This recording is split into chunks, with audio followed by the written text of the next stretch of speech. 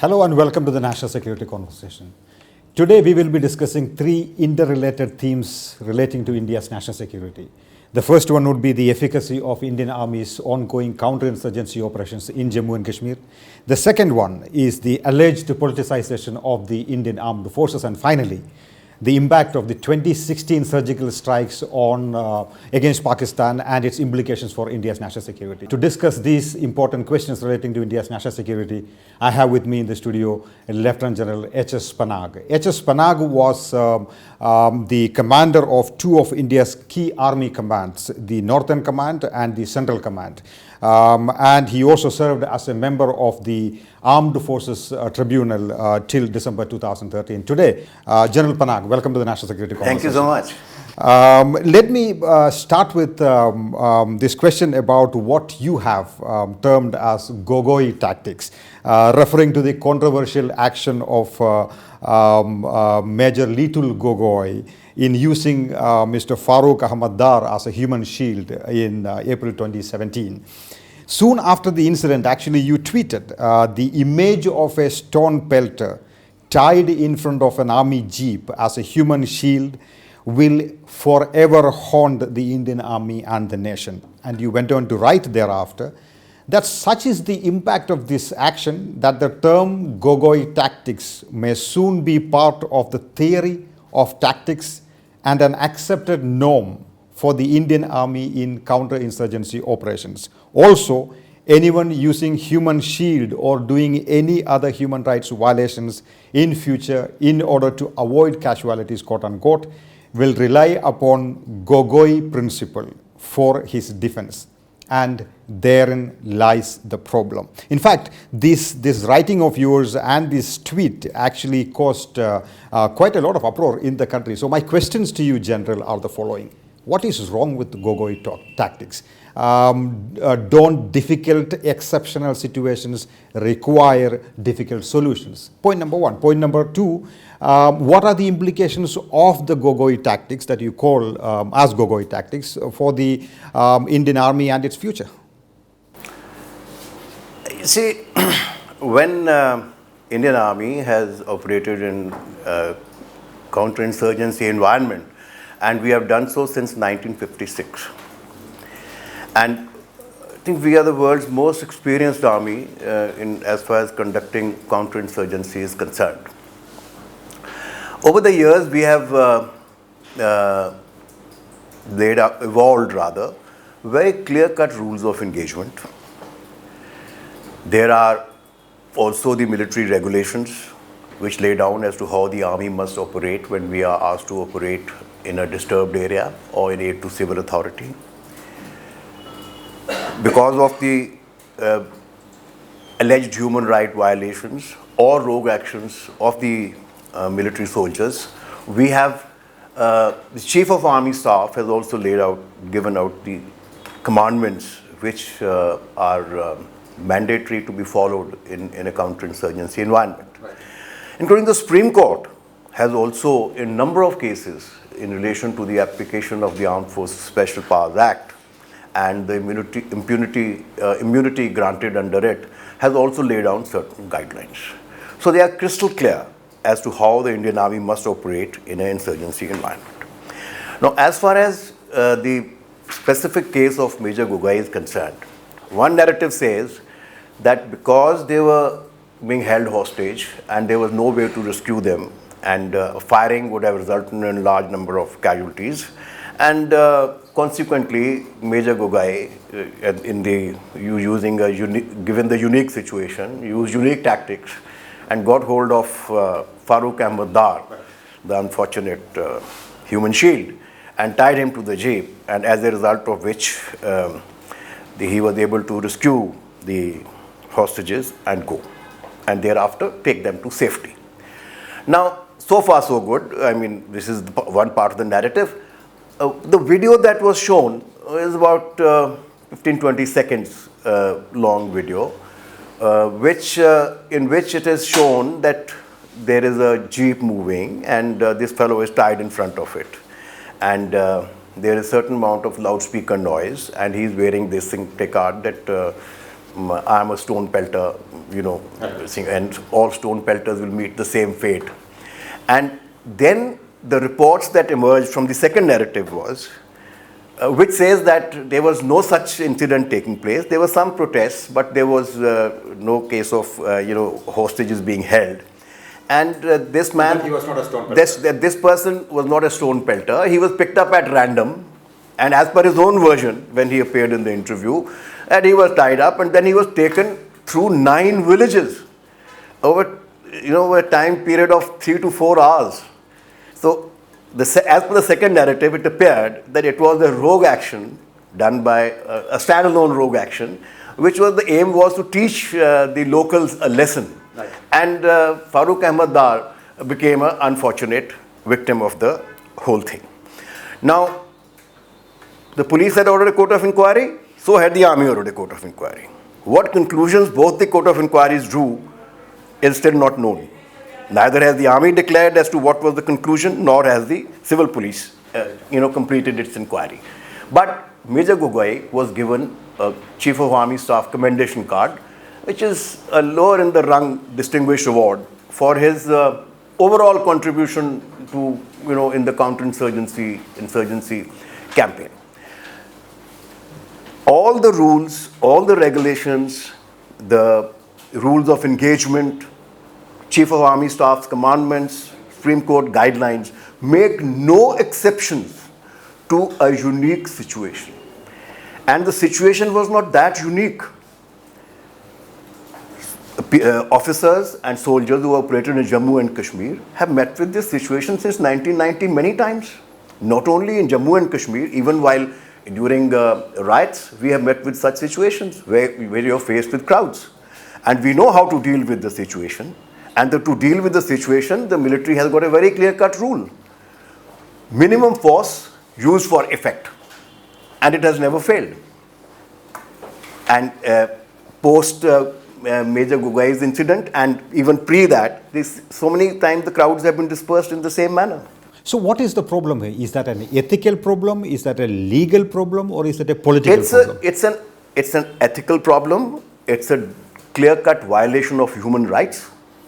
And it violates Geneva Convention number 4, which is also applicable to what is called non-recognized conflicts, and which includes counterinsurgency. It is violative of Article 21 of our Constitution. It is violative of Section 63 of the Army Act, read in conjunction with Section 69. It violates the Chief of Army Staff's commandment, which say that even at the cost of operational success, no human rights will be violated.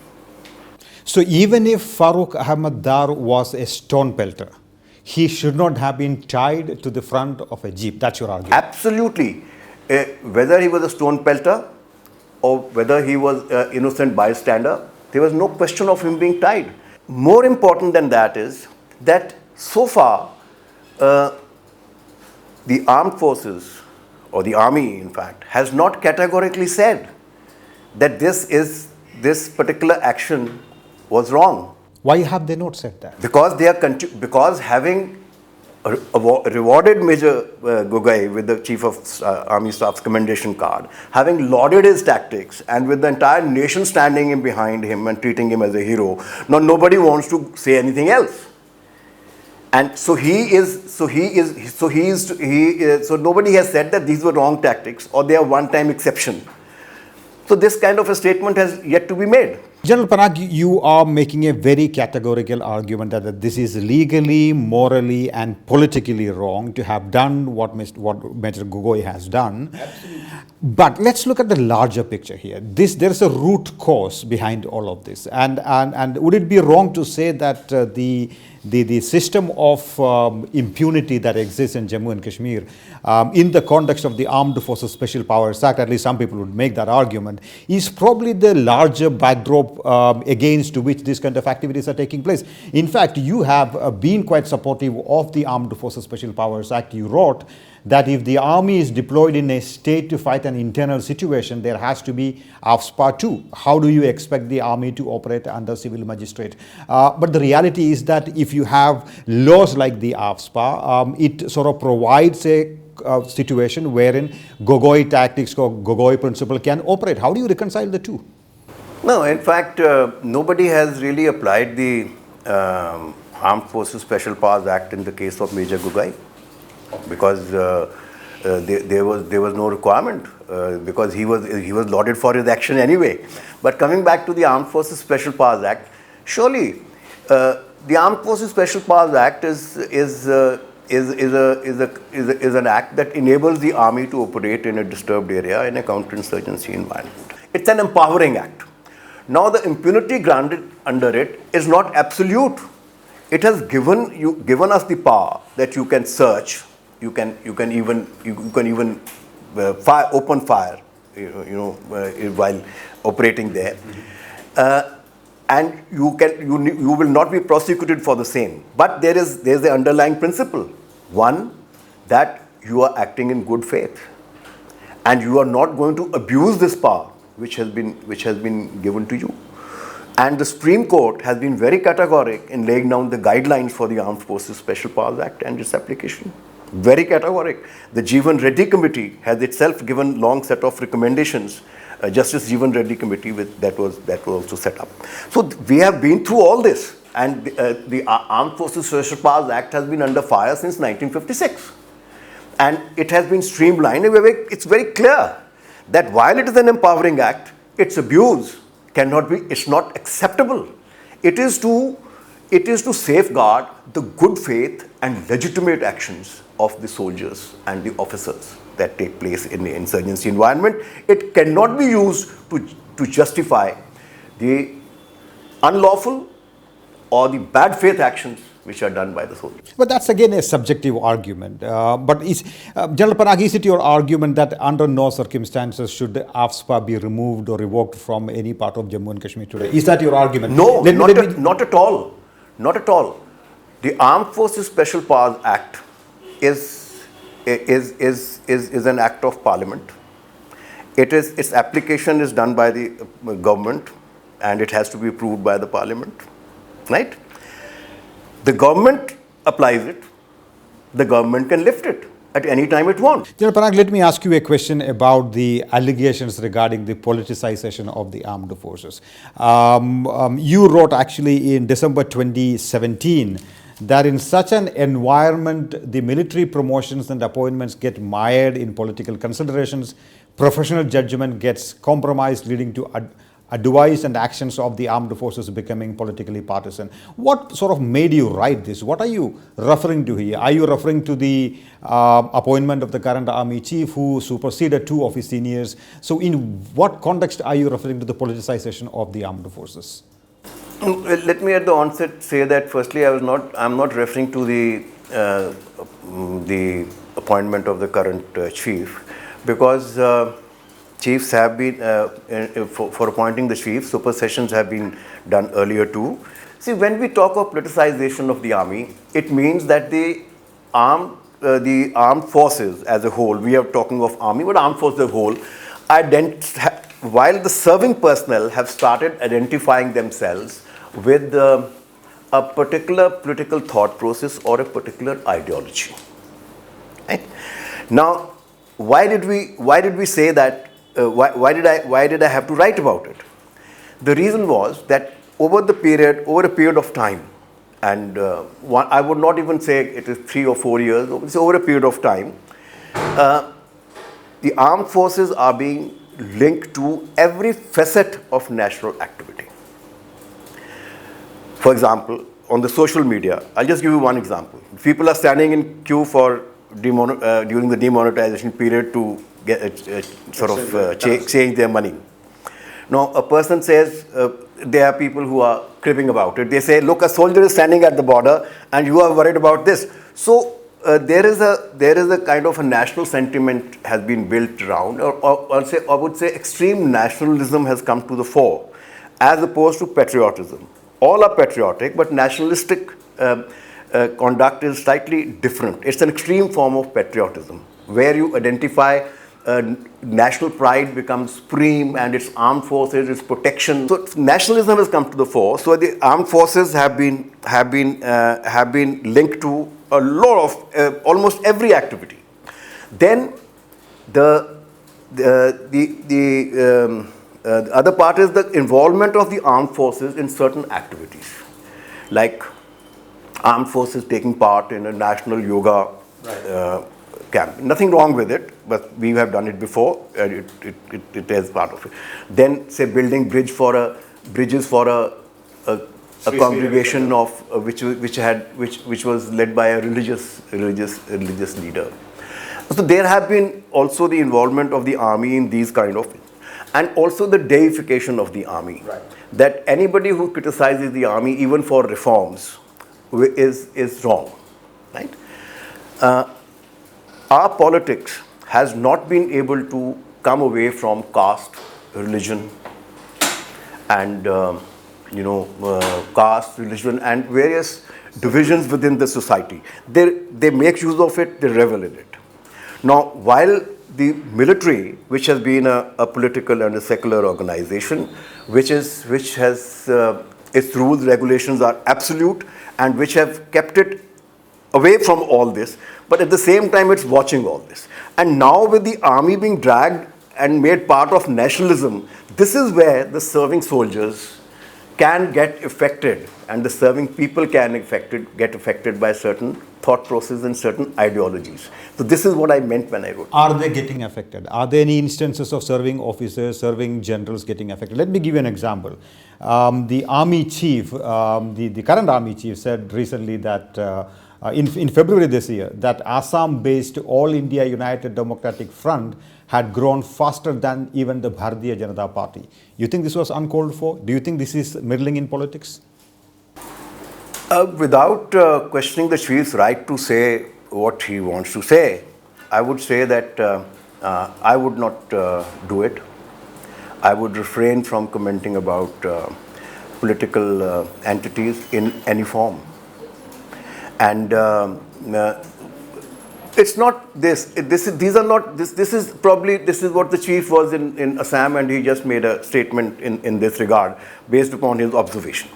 But more disturbing is the trend on the social media, where a fair number of officers are operating under pseudonyms, and being a military officer, one can make out, and one can see a distinct trend towards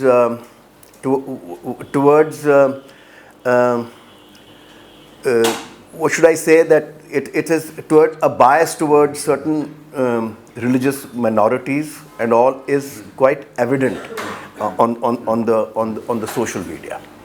So this is why I feel that while nothing has gone wrong as yet, and army has not become politicized to that extent, but this is what is the danger that can happen in future. But do you think the armed forces or the Indian Army is a holy cow? There is a lot more veneration of the armed forces. There's a lot more deification, as you correctly pointed out, of the armed forces today. On the other hand, the armed forces still do not have adequate amount of arms and ammunition. So what does the army really need? Adulation or resources?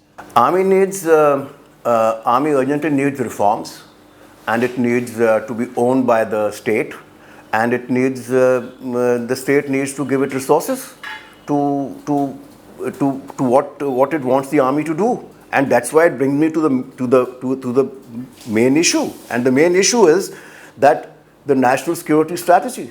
India doesn't have a formal national security strategy. The political leadership has not decided what threats we face, what kind of army do they want, and what the army should be capable of. This is what the national security strategy or the political leadership must decide, as advised by the military as well as the other components of the state, the Ministry of External Affairs, the Home Ministry, and so on and so forth. So it must be advised, it must evolve it. Having evolved it, it must lay down a force development strategy, that if this is our national security strategy, this is the kind of armed forces we want, it has to be created. Then it must set aside the funds for it. It must lay down the priorities. And once you do that, only then you evolve the military force. It's a top-down approach from the point of view of evolving, and bottom up for building. Whereas we are only stuck from bottom up. Right. So you are basically saying that what we really need is a professional, well-trained and well-endowed armed forces rather than an armed forces that is venerated or given a lot more adulation. Yes, and armed forces must be respected. Like every other arm of the government. Absolutely, and not deified. You deify an army, you do it at your own peril, because then it will impinge upon the reforms that are required within the army. And like, for example, recently some media houses telecast the video clips of the September 2016 surgical strikes. Do you think it was the first time that the Indian Army carried out surgical strikes against Pakistan? See, it was the first time to the extent that it was declared and owned. It was declared and owned by us. We had... Right, so you publicized it. No, we declared and owned it, that yes, we have done it. And there have been trans LC operations, both in the 99 to 2003 period, and fairly active ones, including done by special forces, but they were always kept low-key and we did not sort of publicize them. And the government of the day had its own reasons, and it's not that there were two different dispensations in power. Mr. Vajpayee was the Prime Minister and later on Dr. Manmohan Singh was the Prime Minister, and I think trans LC operations have been carried out in the past also. Firstly, the difference this time was, the scale was a little bigger at a number of points that the targeting was done. Secondly, we declared it. We declared it.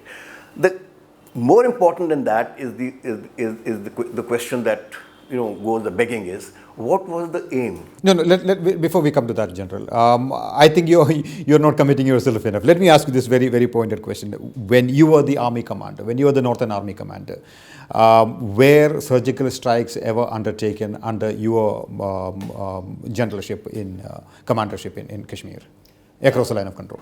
As during my tenure as an Army commander, we carried out no trans LC operations. This was a period where minimal LC violations had taken place. Having said that, I've gone on record and I've written a full-fledged article on it. And in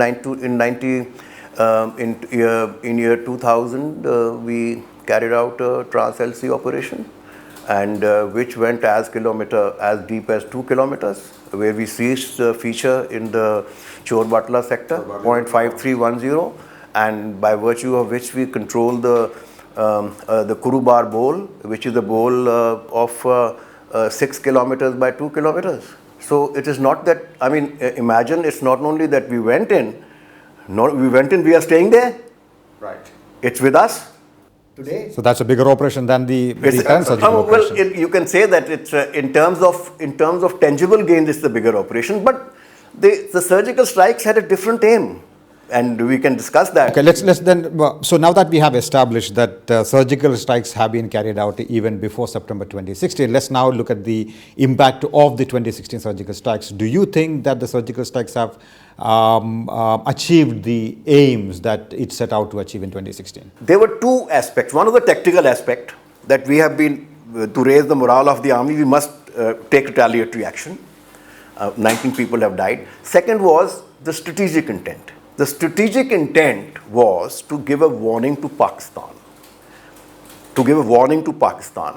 Also to try and force compellence on Pakistan that you are aiding the terrorists who are conducting the proxy war in Jammu and Kashmir, and if you do not stop this, now that we have declared that we can go across, we can do so in future, and we can pick the place where we want to do it. And so that we want to compel Pakistan to stop doing all this. But has that strategy worked? Yes. What Pakistan did was, Pakistan understood what we were trying to do. Firstly, it ignored the surgical strikes. It denied that they had ever taken place. They ignored it, and then they did not They dared us. In fact, they dared us. They challenged us. They continued to pump in more infiltrators, and more strikes were launched. After that, a number of actions have taken place. In fact, violence went up manifold post the surgical strike. That simply means. But what was required was having with this as a strategic aim, then we should have been prepared to go up the escalatory ladder, which we did not. So consequently, no strategic gain resulted from the surgical strikes. It remains a one-off tactical action, a very good tactical action, very well conducted, very well organized, and probably it raised the immediate morale of the army and the nation at that time. But the strategic intent that was there to force compellence on Pakistan and to warn it that we'll do more such actions in future, that did not happen. All right, General Panang, so in other words, we've done surgical strikes in the past. This particular surgical strikes in September 2016 did not really achieve any strategic benefits. Let's look at the third aspect of it, which is basically, in fact, someone called Prathul Shekhar asked on Twitter, on your Twitter timeline, that why did the army or the government not make the video public then, and they have come out with the video now. You also wrote recently that surgical strikes were well executed but aimed at appeasing a domestic audience. So is it the argument that therefore the surgical strikes are being used for domestic political purposes? Any government which does successful military action encashes it in political terms, right? It's done not only in India, it's done all over the world. Even the successful conduct of the 65 war was exploited by the Congress. The 71 war is exploited by the Congress politically, and also so consequently I find nothing wrong in the present government exploiting the success of the surgical strikes politically. So it is natural for the politicians to exploit it, but having failed at the strategic level to compel Pakistan in any form or go up the escalatory ladder to punish it more, in the end there was no strategic result. So it was basically a tactical operation which served the political ends well. Right. Let's sort of shift focus to what is happening inside Kashmir today. Since Operation All Out has been implemented in Jammu and Kashmir, the government claims that the kill rate of the terrorists has really been highest in the recent past since 2010. The Union Minister Ravi Shankar Prasad made a statement about the NDA government killing more terrorists than the UPA government. How do you see that? Because I mean, you kill more terrorists because there are more terrorists, right? And he's also really not focusing on the civilians killed or the armed forces personnel killed. Actually, the insurgency always has ups and downs. In India also, when we began in 1990, it was largely an indigenous movement, and largely from people of Kashmir who went across, trained and fought. By about 93-94, we were able to control it reasonably well under the governor's rule. Then the Pakistani terrorists started coming in, mostly from Pak Punjab. And I have been on record to say this, that no Pathan, no Baluchi, no Sindhi, no Taliban, no Afghan, no Central Asian terrorist has ever been killed in Kashmir. Most of the terrorists from Pakistan who have been killed there are from Pakistan, Punjab. So they started coming in. And this trend continued till 2009-10. So they were always 60 to 70%, and 30 to 40% were the indigenous terrorists. And the numbers were pretty high. Like when I was there in 2008, the figures were anything from 12 to 1500 terrorists. Out of that, 60% were Pakistani terrorists, and balance 40% were terrorists from Jammu and Kashmir. So when so that was the situation then. Now what happens is, so we killed 500-600 every year, about one third of the terrorists were generally killed, and more came in. We kept reducing, but by about 2012-13, the level of violence had gone down in all respects, in number of civilians killed, in number of terrorists killed, and the total number of terrorists. And if I remember the figures given at that time, the total number of terrorists was 185. Today we are saying it's 250, which is not a very alarming figure. But what has changed is... See, is that a success or a failure? That you have managed to kill more terrorists today than, say, 2013-14. Is that success or a failure? No, I would say you should see the level of violence. Yeah. What was the level of violence in 13-14? If you go by the level of violence, what is it? Level of violence in the period 12-13-14 was much lower than what it is today. The problem today is not the terrorists. See, that is something which everybody is failing to understand. What is? 250 terrorists, and if you just take the force involved that deals with insurgency, I'm talking of counter-terrorism. I'm not talking of what is deployed on the LC. Right. It's close to 100,000. Okay, I'm not counting the CRPF. Right. I'm only counting the Rashtriya Rifles and the reserves that we have available who are committed on this, right? And then, of course, the CRPF and the local police are there. So 250 terrorists is, I would say, a suboptimal level of terrorism that is prevailing, right? And it is the more problem. The problem that is more acute is the people. So that in the previous era, up to 2008, I would say, or even up to 2012-13, there were no protests. The crowds never came near an encounter site. So then are you saying that there's a lot more force that is used in Kashmir than what is required? No, I'm not saying that. What I'm trying to say is that the people are more alienated. That we have... That's because you have used more force. We have... No. We have militarily, as far as the terrorists are concerned, the situation is well under control. So what is alienating Kashmiris in your opinion? Because there has been no political initiative. All right. So what needs to be done in Kashmir in your opinion? Yes. What needs to be done is that militarily the situation is well under control. And this level of terrorism can be easily taken care of. And once the army conducts little more sustained operations, the number of terrorists will further come down. What needs to be done is that a political initiative of dialogue, reconciliation, better governance has to be ensured to make the people, prevent the people from supporting the terrorists. Right. We have won the military battle, in my view. And at the moment, to say that militarily things are out of control is a bogey. It's not there. The things are well under control militarily.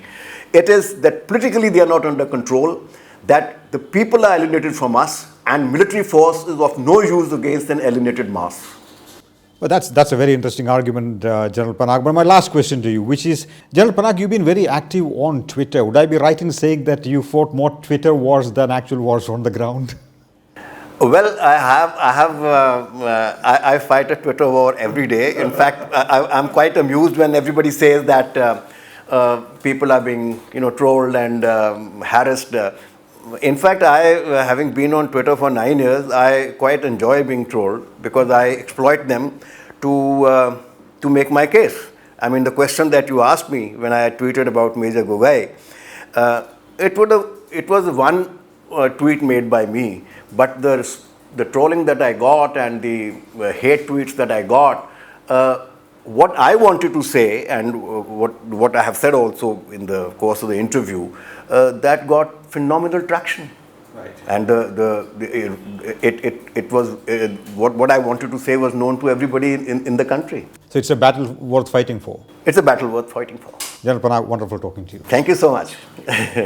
To receive instant updates on all videos from The Wire, click the subscribe button and hit the bell icon. Pay to support independent journalism. Click the link in the description and choose the amount you want to pay.